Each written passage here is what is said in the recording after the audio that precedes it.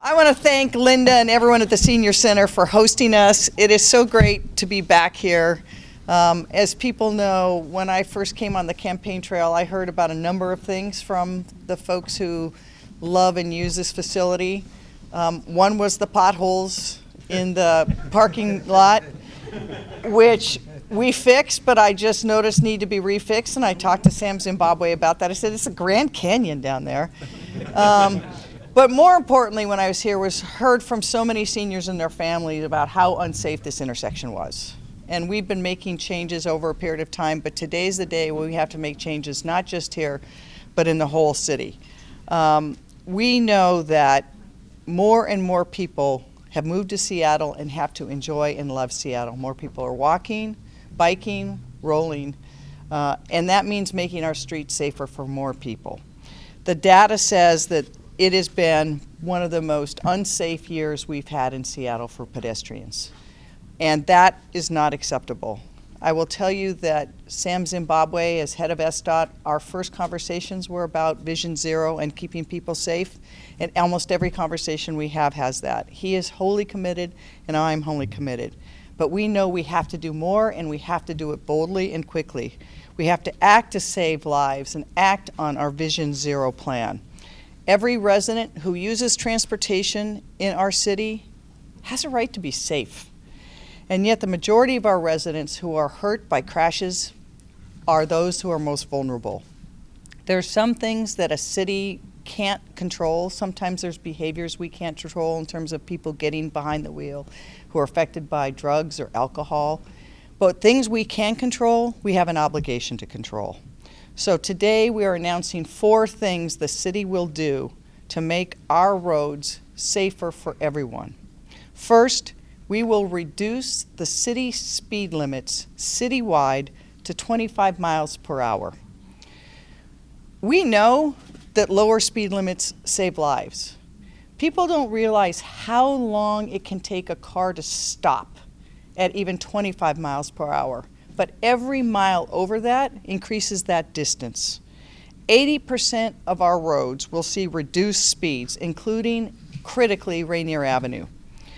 We are also going to be working with the Washington State Department of Transportation, our partners who are here today, to make sure that those roads in our city that we think of as our own, but what are really highways, like Lake City Way in Aurora, also are made more safe.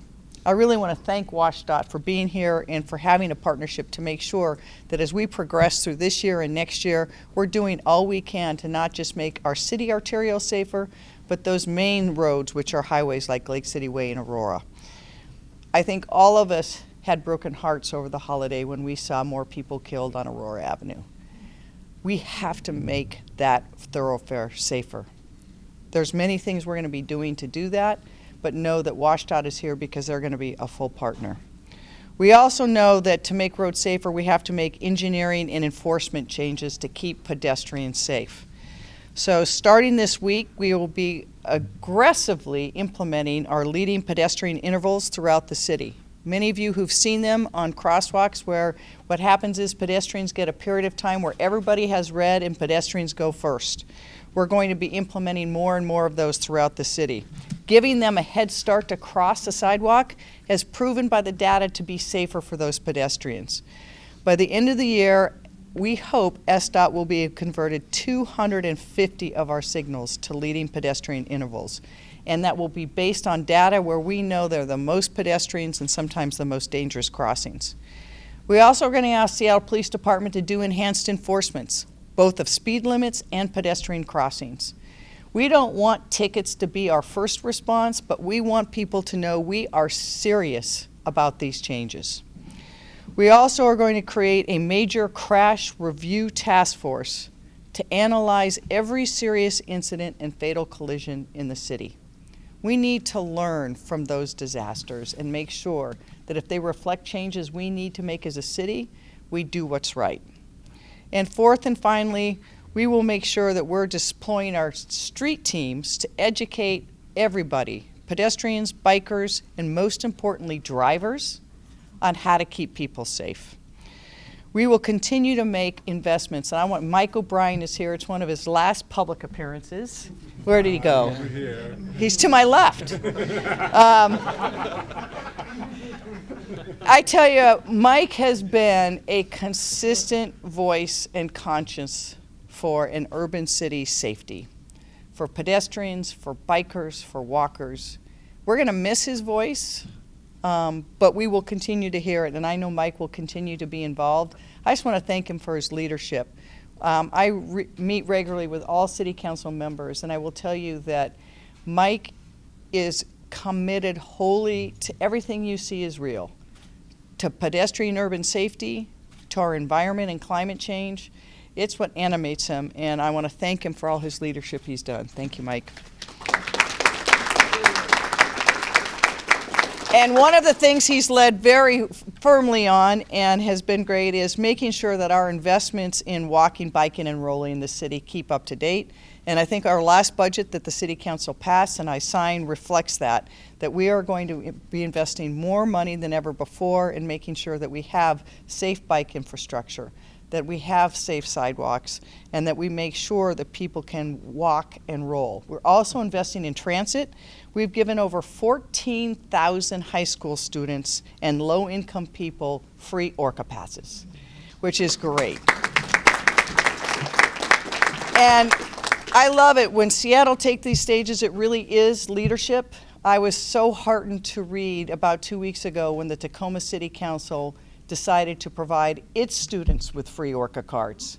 We want every young person to know that transportation can be transit and get you where you need. We want them to have a passport to their city and their region, and we want them from a very young age to realize that getting in public transportation on transit is the best way to get around.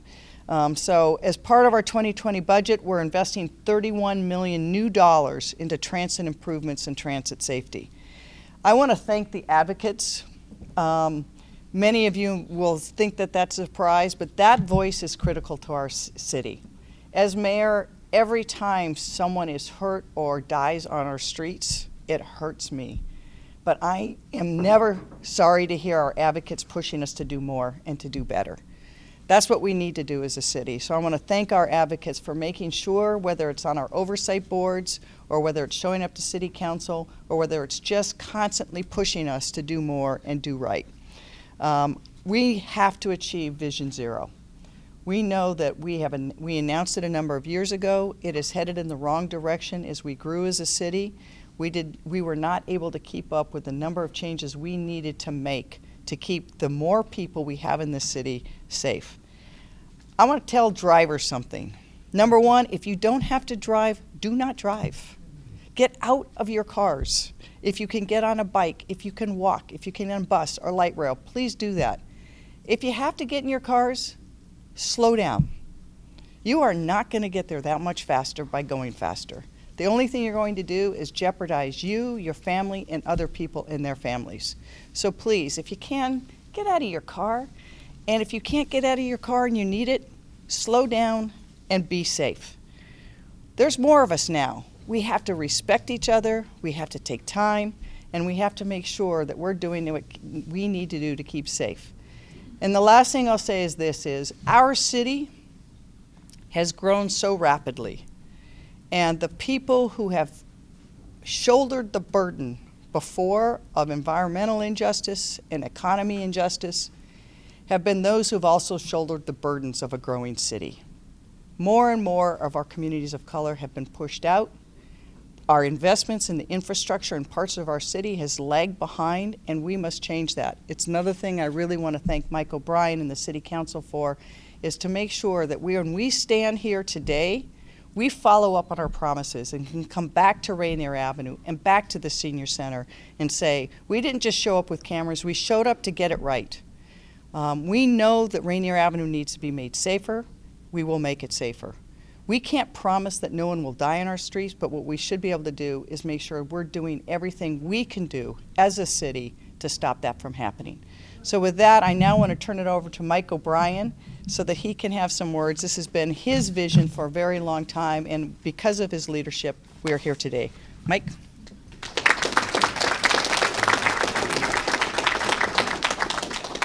Thank you, Mayor, for those kind words. I believe this will be my last press conference, so I'm going to take a few hours here. You know, how we get around our city speaks so much to who we are as a city and who we are as people. And our commitment to Vision Zero, I think, is at the core of who we are in Seattle. There's a couple ways to look at this problem, the challenges we face about safety on our streets. One way is to look at the data nationally and where does Seattle stack up. And what that data will tell you is that Seattle is actually one of the safest cities, not just in the country, but in the world, if you're a pedestrian. And it'd be easy to look at that data and say, well, that's something we don't have to work on because we're already doing better than most of our peers. But that's absolutely not okay. And it's great to hear, Mayor, your commitment and the community's commitment to not rest on those laurels, because our commitment to Vision Zero is not to be the best in the country. Our commitment to Vision Zero is to be a city where no one is injured or killed, no matter what mode of transportation they have. And we have a long ways to go to get to that commitment. And it's really hard when you are already doing some of the best work nationally to improve upon that, because you don't have other places to go look and just say, we'll copy them to do better. You have to innovate and create. And when you look, unfortunately, at the tragedies that have happened this year on our roads, and how many deaths we've seen, the spike, despite good efforts, it just means we have to redouble that effort. I have 5 days left as a city council member, and then I get a return to the ranks of activist, and then it's going to get really fun, Mayor. Then it gets really fun. But here's what I can tell you. We have an amazing group of advocates. Some of those are standing up here today who are demanding that we make the roads safer for everyone, especially our most vulnerable users.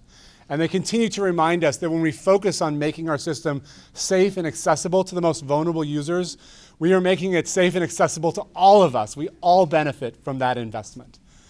I can also tell you in 10 years working at the city that we have amazing people working in our departments, especially the folks at SDOT, who are national, international leaders on this work and know how to make the investments. And what they just need is the leadership to clear the path so they can do that. And Mayor, your commitment to this, your recommitment to this today, moving forward, means a ton. And it means that I can go off in 5 days and take a little bit of vacation and know that it's going to be okay. And we have to be accountable to all of you folks in the audience today. This is critically important to get right, that as our city grows, that we make sure this is safe for everyone. And I know that we have the political leadership, I know that we have the community support, and I know we have the technical experts in our team to get this done. And one of those technical experts is the head of our transportation department, Sam Zimbabwe. Thank you all. Good morning, everybody. It's great to see so many people here who have pushed us for so long. I also want to thank Councilmember Alex Peterson, who's just joined the council, and look forward to working with you as we go forward. So many people who stand behind me, who are out in the audience here, have been pushing the department for a long time to continue to make investments in making the city safer, and that's why we're all here today. Everybody in the city deserves to get around safely. No one should ever have to experience the tragedy of a loved one being killed in a collision that could have been prevented. And today we're taking major steps to keep that from happening. We've tried these tactics incrementally in specific places, and we've seen impressive public safety results. Now we need to make these safety changes everywhere throughout the city. We've led the country nationally, as Councilmember Ryan said, on things like setting speed limits. Our 20-mile-an-hour default residential speed limit is one of the safest in the country. We've also had remarkable success reducing crashes with 25 miles an hour on some of our arterial roads, and we'll be moving forward as quickly as possible to bring this safety enhancement to the entire city. We've seen impressive reductions in collisions, in injuries, and deaths in the places where we've lowered speed limits in the past. We've dropped collisions by 35 to 50% in the places where we've lowered speed limits to 25 miles an hour throughout the city. And we know that a person hit by a car traveling 25 miles an hour is at least twice as likely to survive compared with somebody going 30 miles an hour. We're lowering the speed limit on Rainier Avenue today. We'll begin the process to lower speed limits on the rest of Seattle's arterial roads.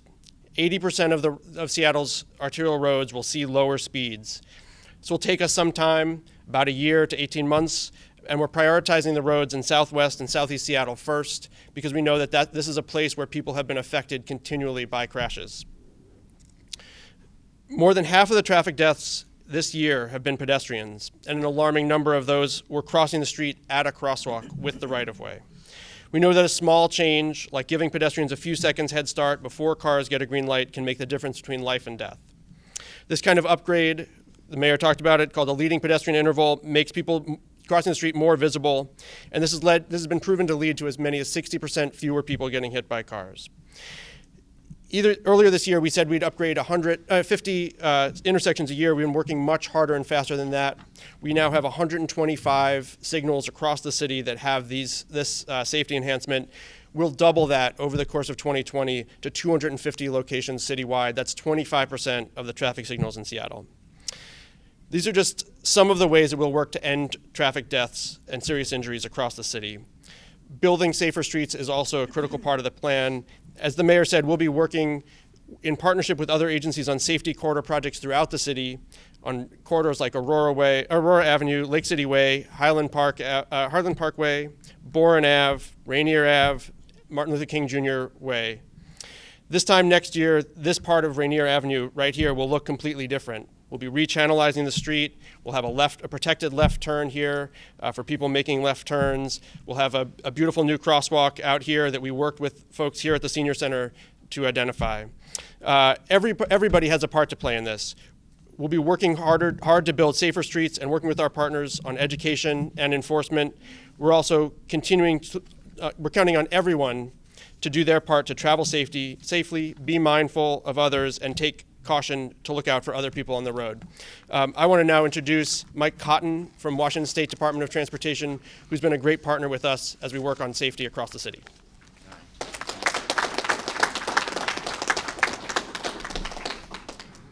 Thank you. I want to start by thanking Sam and the mayor and Councilmember O'Brien for inviting myself and WashDOT to be here today. And I want to share that safety is our goal as well. And I also want to share with how we work with the city and our commitment to moving forward. First of all, everyone should expect to travel safely to reach their destination unharmed, regardless if it's on the interstate or 50 yards from their doorstep. At WashDOT, we also have a goal of 0 deaths or serious injuries on our roads and highways by 2030. Of course, we'd like to accomplish that sooner. However, it is something that we cannot do alone. It takes strong partnerships and commitments by transportation agencies and service providers and also users of the system to travel responsibly. We recognize that people travel in different ways. They drive, they take the bus, they walk, they roll. The transportation system is complex and crosses several different jurisdictions.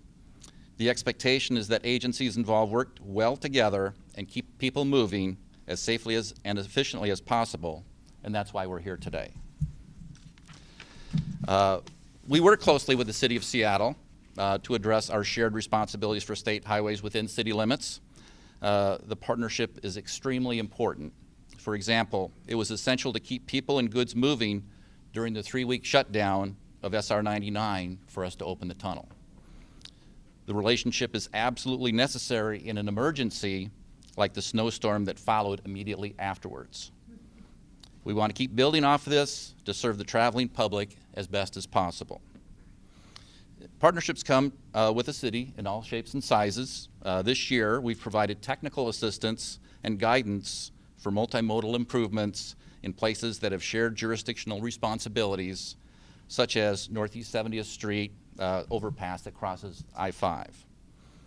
On Aurora, SR 99 at 92nd Street, we've partnered with Seattle to pilot a new crossing signal for a nearby school. And next summer, 2020, we are paving Lake City Way, which we call SR 522, State Route 522. And as part of this repaving project, and in partnership with SDOT, we are implementing new safety improvements for people who use the sidewalks and bike lanes. We will continue to work closely with the city on this project and others to identify ways to enhance safety in areas where we share responsibility. And so, in closing, I just want to say transportation is important to each person. It's how we travel to school, how we get to work, how we spend time with our families. And in partnership with the city, we are committed to finding new and creative ways to make safety improvements that will make a difference and help drive serious injury and fatality numbers down to 0, because 1 is too many. And so with that, I want to introduce our next speaker, which is Lynda Greene. Hello.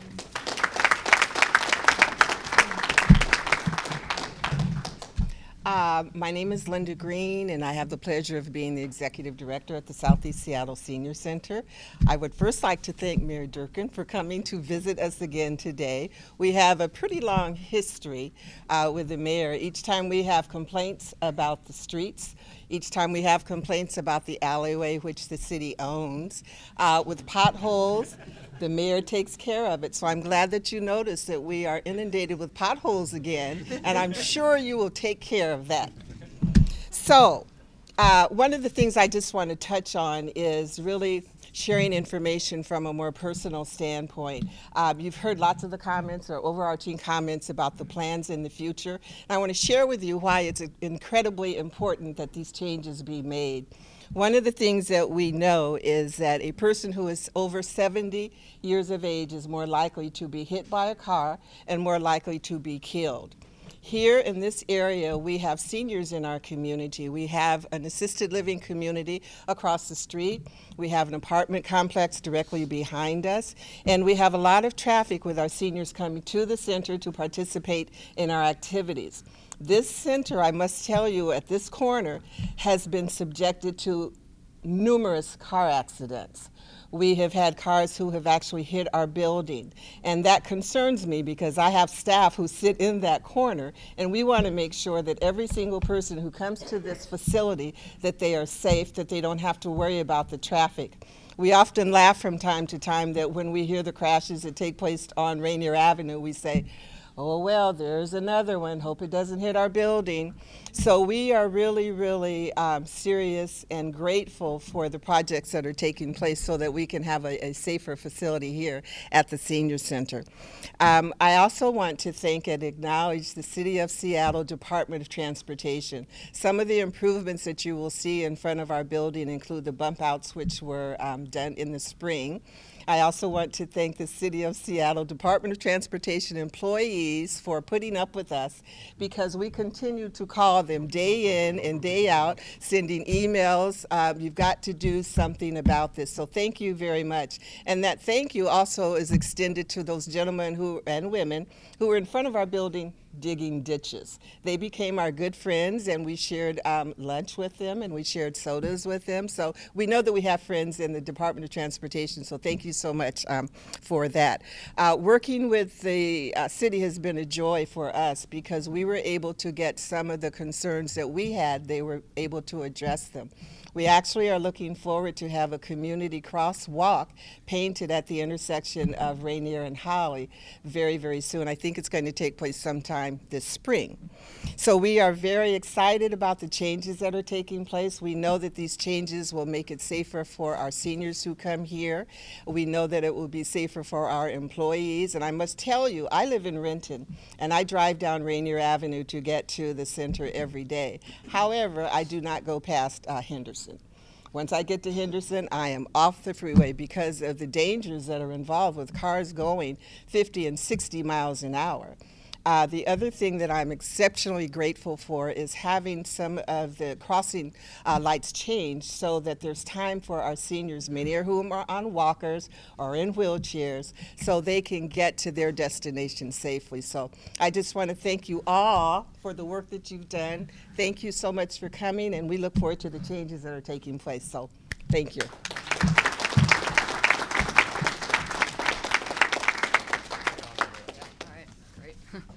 Hello, I'm Anna Zivarts, Program Director of Rooted in Rights. We're a video advocacy program of Disability Rights Washington. And for the last 100 years, we've prioritized the speed of cars in our cities over all else. Efficiency is not a neutral value. In our quest to move as many cars as possible through our streets, there are clear winners and losers. And among the losers are the communities that live along these arterials. Now we are starting to realize this approach has failed. It's destroyed the vitality of our streets, been a detriment to public health, it's contributed to climate change, and critically, it's made it dangerous for those of us not in cars, especially those of us with disabilities who are trying to navigate our communities. As a mom of a low-vision kid and someone who lives just a few blocks north of here, I want my kid to be able to get around Seattle. I want my kid to be able to cross the street without being killed.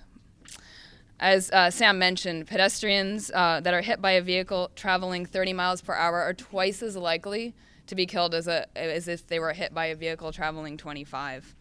So today's announcement about the reduction of speed limits is really exciting. It means that we are beginning to reclaim our streets for all of us, so that all of us can access our cities, access our communities, and enjoy being part of getting to where we need to go. Thanks.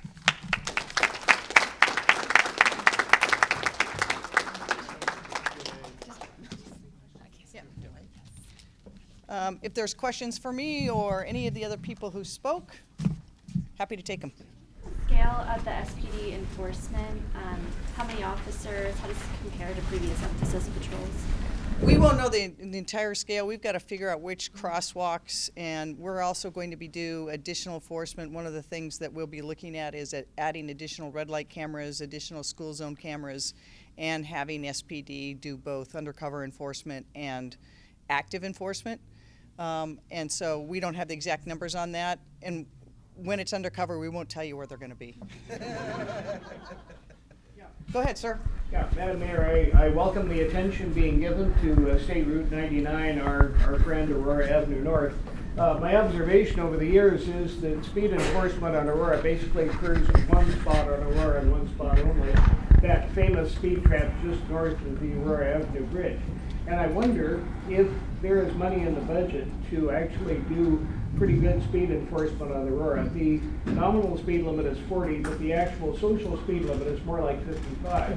And it's a very dangerous environment for all. What are we going to be doing about speed enforcement? That's a really great, and not just on Aurora, I'll address Aurora, but then others. So we want to do a range of things. One of the things that Sam, who's just been an incredible leader on this, we've talked about is, it's amazing how those "your speed is" signs actually slow people down. So we're working with WashDOT on, can we do that? We also are going to have more speed enforcement itself, not just on Aurora, but on our other streets.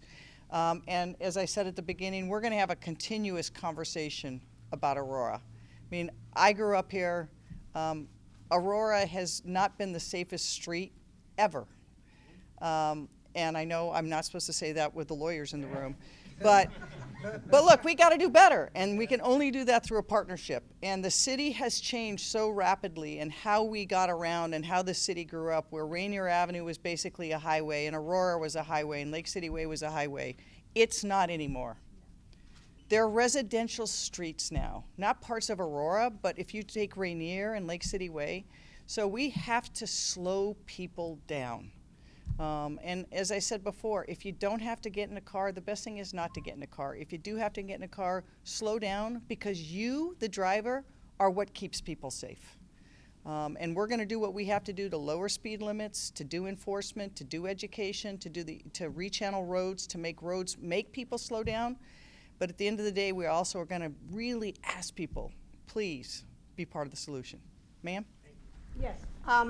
I really want to thank you all. I don't know who's responsible for having started it in the first place, but pertaining to keeping more cars off the streets, the bus system in Southeast Seattle has always been historically terrible, and the addition of the VIA vans has been absolutely wonderful. It's made people like me able to get up and use light rail where I couldn't before. And it's so safe, it's so efficient, and they're very responsive to our needs. And I really appreciate the VIA vans. I'd also like to bring up the issue that as traffic has moved off Rainier down toward Wilson and 50th, it's now a main thoroughfare on the Lake Washington Boulevard, which is not capable of handling that, and it's become extremely unsafe there. I hope you will be looking at that as well. Thank you for that. And in fact, SDOT looks at that because we know that when you squeeze the doll, things move. And in this area, Wilson has always been one of those things because it had few lights, few stop signs, and we've seen increased traffic, so they will make sure that a whole area is safe. And it doesn't all happen overnight. And on the VIA, I have to tell you, our data, we just got back, people in the South End are using VIA, and it has made a difference in people's lives, so it's great. We'll take one last question, sir. I just wanted to reinforce that, the notion of squeezing. I think that I'd like to know and hear from SDOT how they model these things to avoid unintentional consequences and to predict them and to head them off in advance. And while we all have this goal of reducing fatalities and injuries and all those things, the city still has to move around, and oftentimes what happens is by doing something you create a bottleneck, which then people just, they'll go around and you still have bad behavior, it's not part of where you're looking. And so I think I would love to hear how Seattle, SDOT, is handling that particular topic. Sure. So I think as the mayor said, we take a system-wide approach, and we do a lot of evaluation post-construction. I think that's why we've taken, in some cases, a deliberate approach to some of these changes, like changing the speed limit. We wanted to make sure that we had data to back up what we're doing in terms of reducing speed limits and reducing crashes, and then be able to continue to partner with communities as transportation, this transportation system changes, as demand shifts, to make sure that we're continuing to update our plans and make changes where we need to change. I also just want to, in response to the question about VIA, that's something that we've been able to fund through the Seattle Transportation Benefit District. That's under threat with Initiative 976 passing. So we're very committed to continue to partner with communities on how we do that type of investment as well. Was there one question from the? Yeah, let me say one thing before I take the last question. So before I take the last question, I again want to thank you for your hospitality in the senior center. And I think it's really important for people to know is when we hear the voices of people like the senior center, when I came here and heard things, not just that we have potholes in the parking lot, but our seniors can't cross the street because when they push the button, it doesn't walk long enough for them and their walkers to cross it. That we don't want to make changes to help just the people in this senior center. I then go back and say, I want you to look at every senior center in the city and see what's happening around those. Because we know in our growing, changing city, there are fewer and fewer places that our seniors can be, let alone be safe. Our community centers are fewer. The places we can gather are fewer. It's more and more expensive to live here, so more people are being pushed down and moved out of the city. So we have a double obligation, and I feel really as mayor to say, okay, how do we make sure that those places we know that our children or our seniors in particular are gathering, that we're making those streets and roads and areas as safe as possible for them. So I want to thank you for constantly holding us accountable. Don't stop those calls and emails. So I'll take a last question from the... Yes. How will these lower speed limits impact traffic? Is there anything happening to help move it along? So first, huge myth that by having a higher speed limit, everyone's going to get there more quickly. Just not true. If you look at the number of collisions and crashes that happen, one of the number one things that slows people down are crashes and collisions. Because suddenly the road is stopped and you have to wait for the tow truck to come, or if there's, people are injured, If you slow people down and people actually move at a safe speed, people will get there just as quickly as they need to get. It's when people go too quickly and bad things happen that we actually have more trouble on our roads. So for the people who feel like they have to get there quicker, I'm gonna sound like I'm talking to my teenager. Get up 10 more minutes early if you can, And I know that's not possible in some people's lives, but we just have to realize our city has changed, and it's changing more. And we just have to realize that sometimes driving from A to B is going to take longer, and first, see if there's a different way to get there. Can you walk? Can you bike? Can you get in VIA? Can you get on light rail or a bus? And if you can't, because some people's lives aren't, some people who can't afford to live in Seattle now drive the farthest to the lowest wage jobs.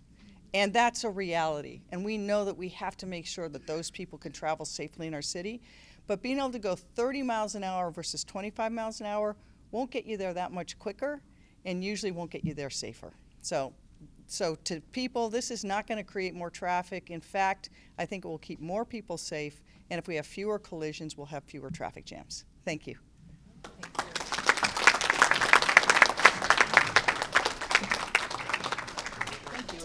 Everyone ready? Yep. 1, 2, 3. 1, 2, 3. Yay! Yeah! This is it. Thank goodness. Congratulations. Thank you so much, Mary. Really appreciate it. Thank you. This is going to make a huge difference. And I know it's going to